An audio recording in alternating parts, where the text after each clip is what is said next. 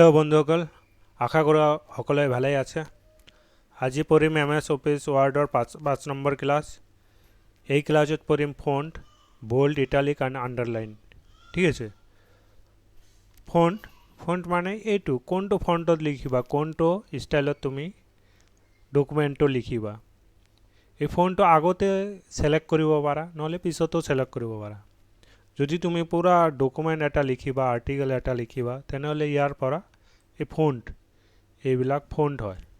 কোনটো কেনেকৈ ষ্টাইলত লিখিবা, কোনটো ফন্ট দিবা, ইয়াৰ পৰা সিলেক্ট কৰি ল'ব পাৰা।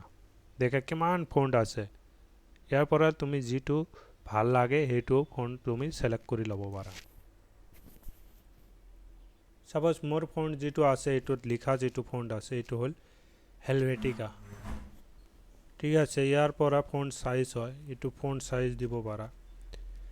ফন্ট ইয়াৰ পৰা ফন্ট বক্সৰ পৰা যিকোনো এটা তুমি পেৰাগ্ৰাফ সেন্টেন্স এটাৰো ফন্ট দিব পাৰা। সাপোজ এইটো যিটো সেন্টেন্সত তুমি ফন্ট দিবা, এইটো সিলেক্ট কৰিব লাগিব আগতে। এইটো আকৌ সাপোজ সিলেক্ট কৰিলা, এইটোৰ পৰা যিটো তুমি দিবা, যিটো ফন্ট দিবা, এইটো সিলেক্ট কৰিব ল'ব লাগিব। দেখা সিলেক্ট কৰাৰ লগে লগে এইটো সেন্টেন্সটো এইটো ফন্ট এইটো ষ্টাইলত হৈ গ'ল।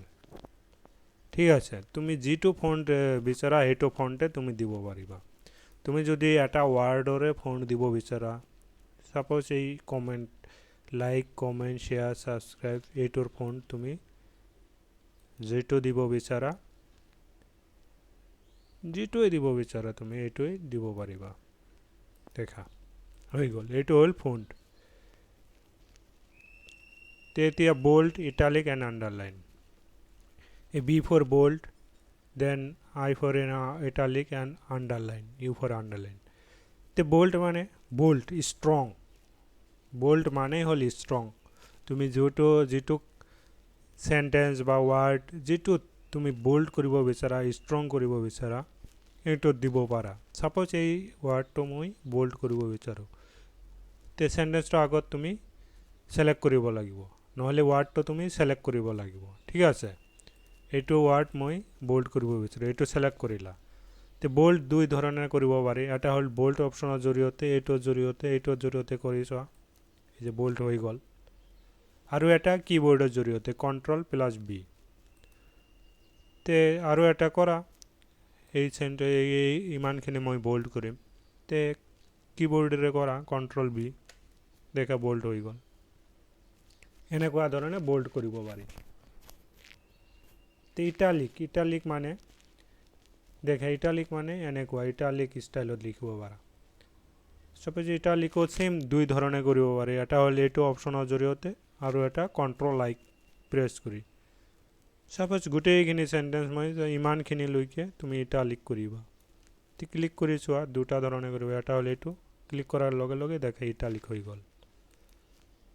এতিয়া যদি ওয়াৰ্ড এটাও তুমি ইটালিক কৰিব বিচাৰা, এই সাবস্ক্ৰাইবটো তুমি ইটালিক কৰিব বিচাৰা, তেনেহ'লে আৰু এটা অপশ্যনেৰে Ctrl+I মাৰি চোৱা, এই কিবোৰ্ডেৰে প্ৰেছ কৰি চোৱা, দেখা হৈ গ'ল।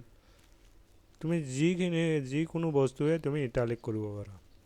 সেম আণ্ডাৰলাইনো দুই ধৰণে কৰিব পাৰি।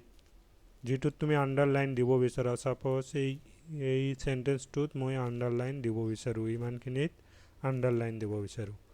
এতিয়া আণ্ডাৰলাইনত গৈ তাত বিভিন্ন ধৰণৰ আণ্ডাৰলাইন আছে। এইটো দিব বিচাৰা, এইটো দিব পাৰা, এইটো দিব, তোমাৰ যিটো ভাল লাগে তেনেকুৱা আণ্ডাৰলাইন তুমি দিব পাৰা।